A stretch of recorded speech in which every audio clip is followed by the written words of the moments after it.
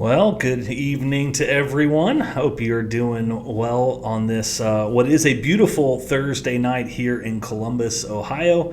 Let me know where you're tuning in from. I think I saw a few. They're coming in from Henderson, Tennessee, somewhere between Wyoming and also Wyoming. So a couple different places. Awesome. And from Georgia. That's awesome. It's fantastic. So I've got my iPad down here. It's a little bit lower tonight, so it's a little bit out of frame. But it's great to see you all for wherever you're tuning in. Grateful for your presence and for your being here with us on this night. It is actually kind of nice here tonight, and so I'm grateful for that. Let me tune some things down here so I can see everything. And it's about 28 degrees, I think, here. So a little cold, but still beautiful, still a wonderful time to be gathered together, to be able to have this opportunity to do some studying together. Just a little bit of housekeeping for next week. And I think I see somebody also from West Virginia. That's fantastic. That's awesome.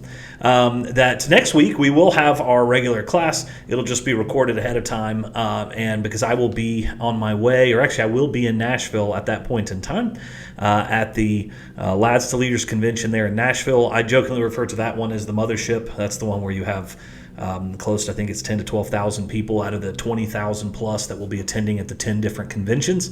And so I will be there working the event, helping out. I do a lot of the media and some of the other things for them. Excited to see, hopefully, some of you may be there that weekend. If you are, come by and see me. Love to meet you. Love to spend some time with you and the rest while you're there. Looking forward to seeing all of the kids do their best after all this year of studying and the rest. Very excited about that. And so we will still have next Thursday night. I will just also be on the road, so it will be playing here 7 o'clock Eastern time per usual. And I hope you can still join us for that. With that in mind, we are on the downslope. As weird as that is to say, we are getting very close to the end of this book. We are in the 20s, and then the book ends in the chapters in the early 30s. And so it's weird to say that we're getting very close, and I think I just see my brothers coming in from Montecatini, which is in Italy, so that's fantastic. Love to have you, brother. Great to see you. And so, we're getting at the end of this study, and it's hard to believe that it's coming to a close in some way in the next couple of weeks. I think we have about 4 or 5 weeks left of this study, and I hope it's been as beneficial to you as it's been to me. If you haven't had a chance to watch some of the early ones, you're joining just now at the beginning. You can go back and watch. They're on YouTube. They're also in the Rabbit Hole study group. You're welcome to join anytime. Go back and watch them. We have quite a few people who watch after the fact because they're not able to join us live, or they have work or other things going on. But please feel free to do that. Always, whether it's on the videos on YouTube, Facebook, wherever it may be, feel free to add your content and your comments and the rest live at any point in time. I do my best to go back and catch all of those comments and have those discussions. So, however, with that in mind, I hope you're ready. We're going to dive right into chapters 21, 22, and 23 of this fantastic book, the Screwtape Letters. I do have to say it takes kind of a fun turn this time. In fact, these next two letters, you get to see some insights into demonic behavior that is kind of interesting, that I just would note that at the beginning. Starts off by saying, "My dear Wormwood, yes, a period of sexual temptation is an excellent time for working in a subordinate attack on the patient's peevishness. It may even be the main attack, as long as he thinks it is the subordinate one. But here, as in everything else, the way must be prepared for your moral assault by darkening his intellect." So this is kind of a key notion that he's going to hint on here, by darkening his intellect, by blinding him from actually being able to see reason. "Men are not angered by mere misfortune, but by misfortune conceived as injury. And the sense of injury depends on the feeling that a legitimate claim has been denied. The more claims on life, therefore, that your patient can be induced to make, the more often he will feel injured and, as a result, ill-tempered. Now you will have noticed that nothing throws him into a passion so easily as to find a tract of time, which he reckoned on having at his own disposal, unexpectedly taken from him." Now, before we dive into the rest of this, because most of this letter is going to deal with this very concept, you should note that when I was reading this, I sat back for a few minutes and I went, I fall into this all the time. I fall into this idea that time is mine, that I have specific things that I need to get done. And whenever something gets thrown off by that, and you might have even heard the terminology that's often used in workplaces that I find to be true, but it's also an unusual thing in light of this chapter, which is your lack of planning is not my emergency. It's when people show up out of nowhere because they haven't done the stuff they're needing to do, they haven't planned ahead of time, and so they're struggling to control, in essence, someone else, and so it throws everybody else's time off because they're having to change what they're doing. And I'll tell you, this happens all the time. You work in youth ministry long enough, work in ministry long enough, where everything is on someone else's time most of the time. Right now, and in fact, I am it's a Thursday night at 7 o'clock, and somebody asked me, why do you typically do these in the evening and not, say, during the day? Well, for one reason, I work with college students, and during the day, believe it or not, most of them are in classes and the rest, and so I use that time to prepare. In the evenings, most of my schedules on Monday nights is with the college students and the young professionals. We have a meal together, and we have a devotional at the church building, and we sing, and we spend time together. On Tuesday nights, we do a study just like this on the Screwtape Letters, but it's actually live here on campus at The Ohio State University, and so we spend that time, and my schedule is dependent often on their schedule. And so when others come to me and say, what's your schedule like? I'm saying, look, it's honestly, it changes. It's based off of the students. In the summer, it's completely different because some things, the students may not be in school as long. And so there's just a very different thing, and we're all bound by time. I even noted that next week I will be traveling, and so I'll have to record ahead of time. And so this idea of time is everywhere. And we do everything we can to control time, to think that it is my time or mine, or that I somehow can control or own it, as if, and this is what Lewis is going to get through these demons and the rest, is that as if time wasn't actually something that we have no control over, that time and every moment we have is a gift, and a gift alone. So just keep that in mind as we dive into this next part. It is the unexpected visitor when he looked forward to a quiet evening, or the friend's talkative wife turning up when he looked forward to a tete-a-tete with a friend, that throw him out of gear. I mean, have you ever had that, the unexpected visitor? I mean, you just look back on our culture just a few years ago, the idea of a knock on the door was like, what do you mean there's a knock on the door? That's wonderful. It's friends. Let's go see who it is. And then you go today, if there's a knock on the door and everybody's like, be quiet. Act like we're not here. Let's just act like nobody's actually here in the house. Maybe they'll go away. And we've so changed the perspective of how we view things that we want to reclaim our time, or just have some time for us, or some me time to figure this stuff out. And it notes how often it throws us out of gear. Now, I've been guilty of this. In fact, that's why I directly noted it, that there are moments and times when people come to me and they just have something they need dealt with in that moment, and I catch myself going, I don't have time for this. And I have to stop and remember that is all the time I had was in that moment. Now he is not yet so uncharitable or slothful that these small demands on his courtesy are in themselves too much for it. They anger him because he regards his time as his own and feels that it is being stolen. You must therefore zealously guard in his mind the curious assumption, my time is my own. Let him have the feeling that he starts each day as the lawful possessor of 24 hours. Let him feel as a grievous tax that portion of this property which he has to make over to his employers, and as a generous donation that further portions which he allows to religious duties. So don't miss this aspect. In fact, you might actually think, oh man, I've got to put my 8 hours in. I got to go get my 9 hours in. I got to go do what I have to do for my job and the rest. And you kind of grudgingly get over that time to that, instead of taking every opportunity or every moment and realizing how much of a gift it is. And even when it comes to what he calls religious duties, so obviously this is a demon speaking, but religious duties. So this idea of, well, I have to go to church on Sundays, or why do we only have to go on Wednesday? Why do we have to go on Wednesday nights? Whatever it may be, this sense of that time is being taken from us. Or, in fact, God should be excited about what I'm giving to him when it comes to my time. But what he must never be permitted to doubt is that the total from which these deductions have been made was, in some mysterious sense, his own personal birthright. So that's what never let him doubt that.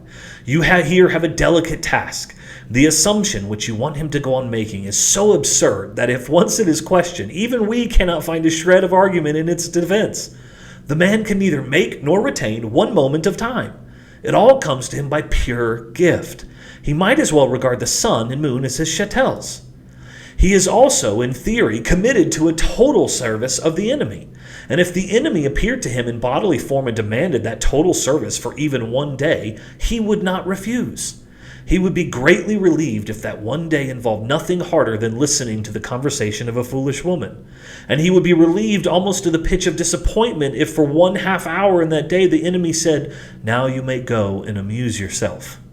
Now, if he thinks about this assumption for a moment, even he is bound to realize that he is actually in this situation every day. When I speak of preserving this assumption in his mind, therefore, the last thing I mean you to do is to furnish him with arguments in its defense. There aren't any. Your task is purely negative. Don't let his thoughts come anywhere near it. Wrap a darkness around it, and in the center of that darkness, let his sense of ownership in time lie silent, uninspected, and operative. The sense of ownership in general is always to be encouraged. The humans are always putting up claims to ownership which sound equally funny in heaven and in hell, and we must keep them doing so. Don't miss this. This idea of time and my time, like we own this. I own myself. In fact, he's about to make an argument that you will instantly kind of catch that it's exactly what we hear in our culture nonstop these days. Much of the modern resistance to chastity comes from men's belief that they own their bodies.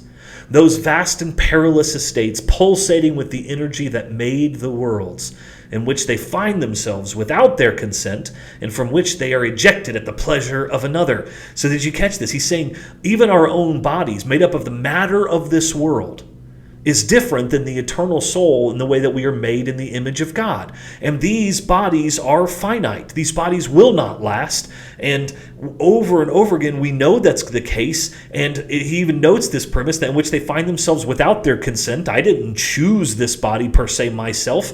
And then from there, they are ejected at the pleasure of another. Here he's talking about war and murder and all of the different things in which we might kill another person, which we can eject that person from the physical body. We have no control over those things.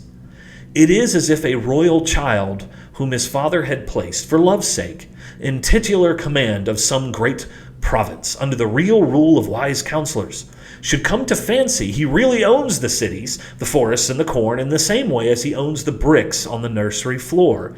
So we've been given something to take care of, and instead we think we own it. As opposed to it being our responsibility, we think it's our demand. We produce this sense of ownership not only by pride, but by confusion. We teach them not to notice the different senses of the possessive pronoun, the finely graded differences that run from my boots through my dog, my servant, my wife, my father, my master, and my country to my God. They can be taught to reduce all these senses to that of my boots, the my of ownership. Even in the nursery, a child can be taught to mean by my teddy bear not the old imagined recipient of affection to whom it stands in a special relation, for that is what the enemy will teach them to mean if we are not careful, but the bear I can pull to pieces if I like. I own it. It is mine. And at the end of the scale, we have taught men to say, my God, in a sense not really very different from my boots, meaning the God on whom I have claim for my distinguished services and whom I exploit from the pulpit, the God I have done a corner in. He is mine. And all the time the joke is that the word mine, in its fully possessive sense, cannot be uttered by a human being about anything. In the long run, either our Father or the enemy will say mine of each thing that exists, and especially of each man. They will find out in the end, never fear, to whom their time, their souls, and their bodies really belong. Certainly not to them, whatever happens. Now, this is kind of a dark rendition, a dark moment when you stop and think about it, but it is real. It is a reality. The very possession of all that we have is nothing. At present, the enemy says mine of everything on the pedantic, legalistic ground that he made it. And I love, like he says, he's basically like, yeah, well, okay, he made it. He's being pedantic and legalistic, but yeah, sure, he created the humans. Our Father hopes in the end to say mine of all things on the more realistic and dynamic ground of conquest, that he is stealing it away. Your affectionate uncle, Screwtape. It's a fantastic letter. This whole entire premise of possession and ownership from time to my body. Think about our culture right now. My body, my choice, my rights, my thoughts. And this goes on both scales of the political aisle currently in the United States and in the world, where it's my freedoms versus you have to look after everyone. And when you, by the way, when you have to look after everyone, I mean like you have to do it for me. I don't want to do it myself, but I'm going to make you do it. And so there's all these different sides, and it's all bound around this selfishness and this idea that we own ourselves and that we also own the ability to control time. Letter 22. Now, this is one of my favorites. It's a fascinating little tale, and I'll do my best with it. It's fantastic. My dear Wormwood, so your man is in love, and in the worst kind he could possibly have fallen into, and with a girl who does not even appear in the report you sent me. If you remember back a couple letters back, he had actually said, send me the list of all the women in the area. I need to know about them so we can find the right match and blah, blah, blah, and all that stuff. And apparently he did not send that over. You may be interested to learn that the little misunderstanding with the secret police which you tried to raise about some unguarded expressions in one of my letters has been tided over. Now, this is a fascinating notion because you remember a couple letters back, he kind of said, I may have given you the impression that I thought love was something real and that he actually loved them and the rest, but that's not actually true. Well, apparently Wormwood had turned him into the secret police, at least as the book goes, and the rest. And Screwtape is going, oh, by the way, you may have remembered this, but it's been tided over. If you were reckoning on that to secure my good offices, you will find yourself mistaken. You shall pay for that as well as for your other blunders. Meanwhile, I enclose a little booklet just issued on the new House of Correction for Incompetent Tempters. It is profusely illustrated, and you will not find a dull page in it. So the tone has shifted here about how he's writing to his nephew. I have looked up this girl's dossier and am horrified at what I find. Not only a Christian, but such a Christian, a vile, sneaking, simpering, demure, monosyllabic, mouse-like, watery, insignificant, virginal bread-and-butter miss. That little brute, she makes me vomit. She stinks and scalds through the very pages of the dossier. It drives me mad the way the world has worsened. We'd have had her in the arena in the old days. That's what her sword is made for. Not that she'd do much good there, either. A two-faced little cheat, I know the sort, who looks as if she'd faint at the sight of blood and then dies with a smile. A cheat every day. Now, here's kind of the premise that he's utilizing this concept of a cheat is that she steals away from them the joy and the things that they want. So while they think that they can get her, and in the old days they would have tossed her into the arenas, so this is like tossing her to the lions and things of that nature, and that even then, though, that she would cheat them of all the things that they really wanted because she is good. Looks as if butter wouldn't melt in her mouth and yet has a satirical wit. The sort of creature who'd find me funny. Filthy, insipid little prude, and yet ready to fall into this booby's arms like any other breeding animal. Why doesn't the enemy blast her for it if he's so moonstruck by virginity, instead of looking on there grinning? Boy, he really does not like her. Now, part of this, I think, is that in writing this letter, he's also acknowledging his frustrations with Wormwood and the rest, and so it's coming out on specifically on this woman that he has fallen in love with. He's a hedonist at heart. All those fasts and vigils and stakes and crosses are only a facade, or only like foam on the seashore. Out at sea, out at his sea, there is pleasure and more pleasure. He makes no secret of it. At his right hand are pleasures forevermore. I don't think he has the least inkling of that high and austere mystery to which we rise in the miserific vision. He's vulgar, Wormwood. He's a bourgeoisie mind. He has filled his world full of pleasures. There are things for humans to do all day long without his minding in the least. Sleeping, washing, eating, drinking, making love, praying, playing, praying, working. Everything has to be twisted before it's in any use to us. We fight under cruel disadvantages. Nothing is naturally on our side. Not that excuses you. I'll settle with you presently. You have always hated me and been insolent when you dared. Now, I do love this whole premise because God has given all of us unbelievable pleasures to enjoy this world, and it's so often when we go outside of those pleasures that we find ourselves outside of God's original design and what God wants. But God, both sleeping and washing and eating and drinking and making love and playing and praying and working, all of these were meant for our joy in His glory. It is we that have so changed it, and these demons specifically says everything has to be twisted before any of us can actually use it. Then, of course, he gets to know this woman's family in whole circle. Could you not see that every house she lived in is in one that he ought never to have entered? The whole place reeks of that deadly odor. And so he's going to go into this whole premise about this odor. And it seems to be this odor of spirituality, this odor of faith and life and love. The very gardener, though he has only been there 5 years, is beginning to acquire it. Even guests, after a weekend visit, carry some of the smell away with them. The dog and the cat are tainted with it in a house full of the impenetrable mystery. We are certain it is a matter of first principles that each member of the family must in some way be making capital out of the others. But we can't find out how. They have to be using one another. We can't figure out how they're doing this, but they must be. They can't actually be good in doing this to actually be good to one another.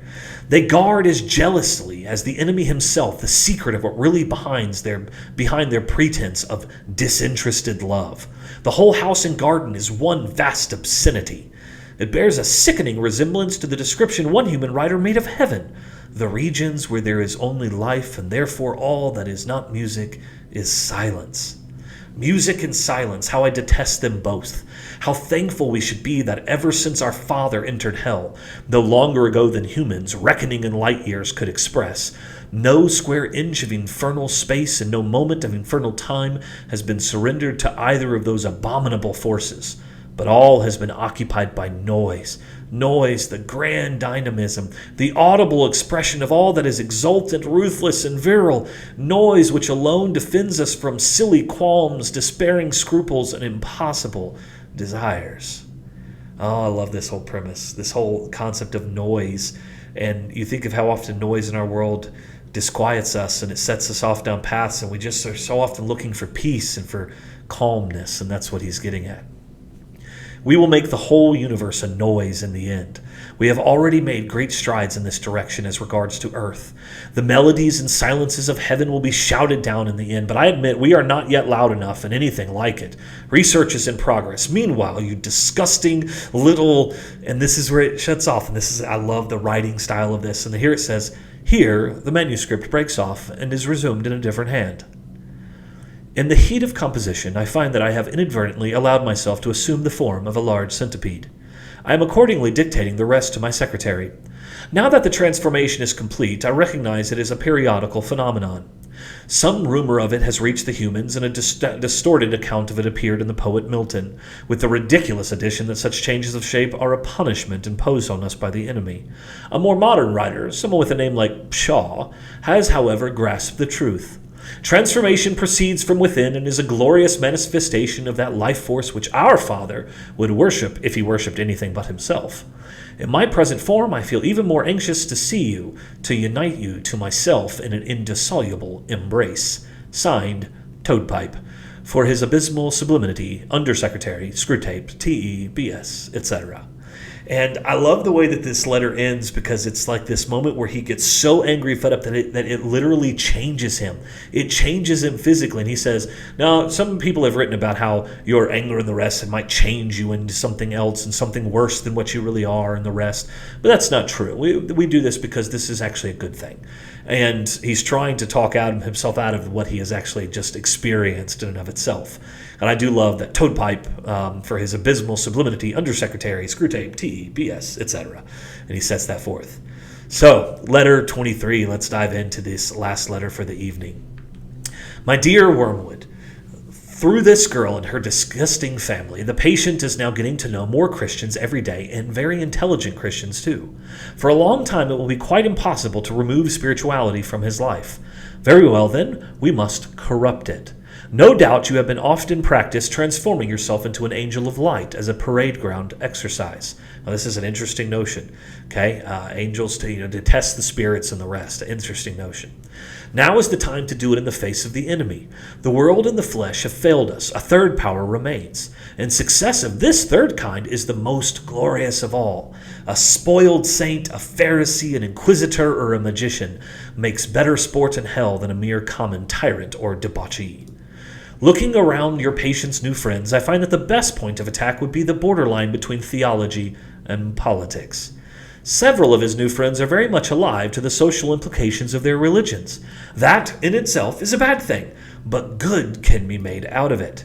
You will find that a good many Christian political writers think that Christianity began going wrong and departing from the doctrine of its founder at a very early stage. Now, this idea must be used by us to encourage, once again, the conception of a historical Jesus, to be found by clearing away later accretions or perversions, and then to be contrasted with the whole Christian tradition. In essence, you must look with skepticism upon all churches and all faiths and all religions and everything, and remind them that they need to look for the historical Jesus and the rest. Now, in some capacities, you and I understand that this can be good, but note how he's looking to twist this, how he's looking to change this. In the last generation, we promoted the construction of such a historical Jesus on liberal and humanitarian lines. We are now putting forward a new historical Jesus on Marxian, catastrophic, and revolutionary lines. The advantages of these constructions, which we intend to change every 30 years or so, are manifold. In the first place, they all tend to direct men's devotion to something which does not exist, for each historical Jesus is unhistorical. So just as an example in our current world today, I've said for years that we've made Jesus out to be some type of genie, that he lives his life just to fulfill our wishes, and he's going around with little fairy dust sprinkling over our heads trying to make everybody happy, and that he's weak and he's just going, please, just everybody love me, just love me. And we've created this he's feathered hair and he looks nice, and he would never cause any harm. And I don't mean like physical harm, trying to cause harm. I'm talking about you've taken out the humanity in Jesus, and he doesn't actually come to save and seek and save the lost. Instead, he's just there to beg you to love him, and he has no power. He seems to just be this almost like this hippie Jesus. Now, you also go in what we've seen in the last 10 to 15 years, and you saw it also in the 60s, 50s, and 60s. He kind of hints at this Marxian catastrophic revolution, that Jesus was a revolutionary. You see this a lot these days with Jesus was a Palestinian, and Jesus seems to be taking political lines constantly. Jesus would have been all about social justice, and in fact, the gospel is social justice, and in fact, you're going to see that here in a second. Over and over again, Jesus takes on this identity based on the politics of individuals or that which is happening in the culture in the moment. And we often don't see this because we go, well, I could see how that would be the case, but we so often miss the larger context of how it can be misused. And we never worry about its misuse. We just go, well, it's obviously got to be good, so we'll just figure this out along the way. And then we might turn around a few years back and go, that wasn't Jesus. That was my political leanings, or that was my whatever it wasn't the real thing. It was a historical Jesus in the way that I decided to frame him. The documents say what they say and cannot be added to. He's talking about Scripture. Each new historical Jesus, therefore, has to be got out of them by suppression at one point and exaggeration at another. And by that sort of guessing, brilliant is the adjective we teach humans to apply to it. Oh man, this is... I think of academia and the academic world. There's a couple of guys out there I consistently hear, and people send me videos all the time about, and I look at them and all they do is claim something new. Like, we've got this new understanding or this new thing, and it not only is it just a repackaged form of Gnosticism, it's not even new most of the time, but we try to create something new, and we try to create something brilliant and something that will make us seem like we've done something great, instead of looking for old truths and for historical things that are actually true. We create our own, on which no one would risk 10 shillings in ordinary life, but by which is enough to produce a crop of new Napoleons, new Shakespeare, or new Swifts in every publisher's autumn list. Think about all the books that are out there right now. And I'll say this as someone who believes in writing and believes in the literary world. I teach literature and theology and philosophy from this very premise, but I also understand the power of what one writes, and the words that one uses matter. And if they matter, we should be very careful in the direction in which we encourage people to seek God, and that we don't make God in our own image. And we have done this over and over again. In the last 10, 20 years, some of the books of utter nonsense that have come out that are religious in nature or Christian in nature is kind of appalling in a lot of ways. In the second place, all such constructions place the importance of their historical Jesus in some peculiar theory he is supposed to have promulgated. He has to be a great man in the modern sense of the word, one standing at the terminus of some centrifugal and imbalanced line of thought, a crank vending a panacea. We thus distract men's minds from who he is and what he did. Now, this is fascinating. We first make him solely a teacher. So how many do you out there where no longer believe the Bible is the inspired word of God? It's not the inspired word of God the way that so many people read it. And so it's just become, well, he's become a good teacher, or he is not necessarily, and you look at Islam, you look at a lot of different religions and Judaism where Jesus was a prophet or a teacher and so forth, but he was not the Son of God. And then conceal the very substantial agreement between his teachings and those of all other great moral teachers. For humans must not be allowed to notice that all great moralists are sent by the enemy not to inform men, but to remind them, to restate the primeval moral platitudes against our continual concealment of them. That God's desire and moral things are being told a lot of times even through philosophy and other things, because God has sent men with reason and the ability to reason these things. We make the sophist. He raises up a Socrates to answer them. Our third aim is, by these constructions, to destroy the devotional life. For the real presence of the enemy, otherwise experienced by men in prayer and sacrament, we substitute a merely probable, remote, shadowy, and uncouth figure, one who spoke a strange language and died a long time again. Basically, they separate us from an understanding of Jesus as the Son of God, as a real man. We make him just a historical figure. He is no different to us than Abraham Lincoln or George Washington. He is just a historical figure. He's not the Son of God. Such an object cannot in fact be worshipped.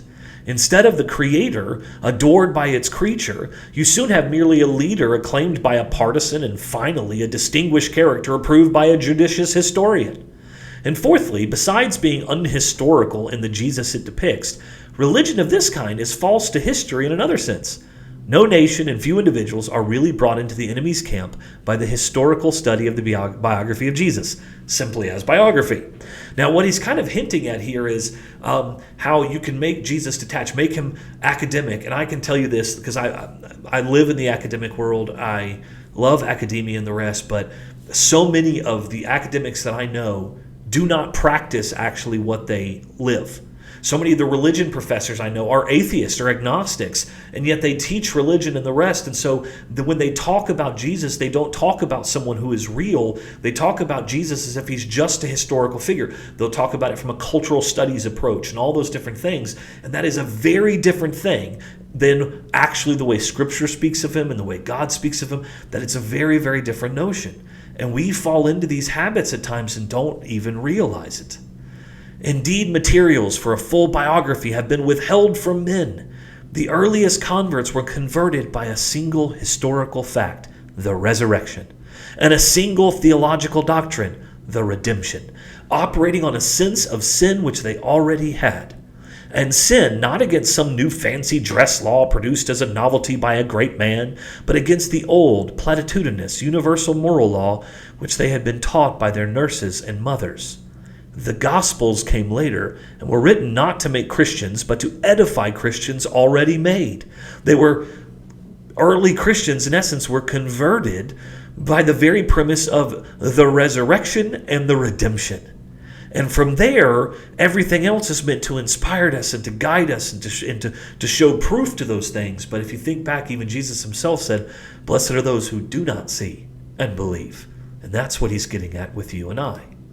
The historical Jesus, then, however dangerous he may seem to be to us at some particular point, is always to be encouraged. About the general connection between Christianity and politics, our position is more delicate. Certainly, we do not want men to allow their Christianity to flow over into their political life, for the establishment of anything like a really just society would be a major disaster. On the other hand, we do want, and want very much, to make men treat Christianity as a means. Preferably, of course, as a means to their own advancement, but failing that, as a means to anything, even to social justice. The thing to do is to get a man at first to value social justice as a thing which the enemy demands, and then work him on the stage at which he values Christianity because it may produce social justice. So now Christianity is being used as a means to an end instead of it being the point, the goal, to follow Jesus Christ. And this is a danger because we saw this in 2020. We see this all the time through different movements at times, whether they're political or even religious, that good things can become idolatrous when they become the very premise of what we do. So think about it from a standpoint of race relations and the rest, that God has created all of us equal in his sight, and there are none of us who can claim some type of superiority based off of our ethnicity or our skin tone or skin color at all in any way, shape, or form. On the other side of that, social justice, and so much social justice we see in our world today, creates that very division. It seeks its own revenge. It seeks its own retribution. It seeks to call out and apply sin onto others, ethnic sin inherited solely by the ethnicity of a person. What we condemned in the 1850s when people started looking and using the gospel and saying, well, people who are African American are inherently sinful because they're born with the mark of Cain. And there was people who went, that is nonsense, it's not real. And you have a civil war that was partially fought over that very premise. In the same way, today we are ascribing sin to individuals based off of a notion purely of what they look like from their skin tone. It's ethnic Gnosticism. There is a special sin that you've inherited. It's original sin, and it's based solely on your skin color. This is highly problematic because it takes something that is meant to be good, that we are all created in the image of God, and that God has come that all men might know him. White, black, Asian, doesn't matter what your background is, doesn't matter what your ethnicity, your nationality, whatever it may be, but he has called each and every one of us to repentance. What he hasn't called us to is to make a specific concept or movement within faith and then abuse it to a point where it becomes our gospel, my thing. This is what I do. This is how my God works and what my God desires, instead of it being what he demands of all of us. For the enemy will not be used as a convenience. Men or nations who think they can revive the faith in order to make a good society might just as well think they can use the stairs of heaven as a shortcut to the nearest chemist shop. Fortunately, it's quite easy to coax humans around this little corner. Only today I have found a passage in a Christian writer where he recommends his own version of Christianity on the ground that only such a faith can outlast the death of old cultures and the birth of new civilizations. You see the little rift? Believe this, not because it is true, but for some other reason. That's the game. Believe Christianity because of what it can do for you, as opposed to it being because it's true. Use Christianity for whatever you might want, but not because you actually think it's true. Your affectionate uncle, Screwtape. Well, that's the end for tonight, next week, 24, 25, 26. Thank you so much for joining me this evening. It has been a pleasure. If you're watching after the fact, so great to have you with us. Leave me a comment. Look me up on Facebook, Instagram, YouTube, all of the above. Feel free to share these videos out from YouTube. You can share them on back onto Facebook and the rest. I love you all. If I can ever serve you or help you in any way, please let me know. It's always great to spend time with you, and I look forward to seeing you all next week. I hope you have a wonderful one. Bye for now.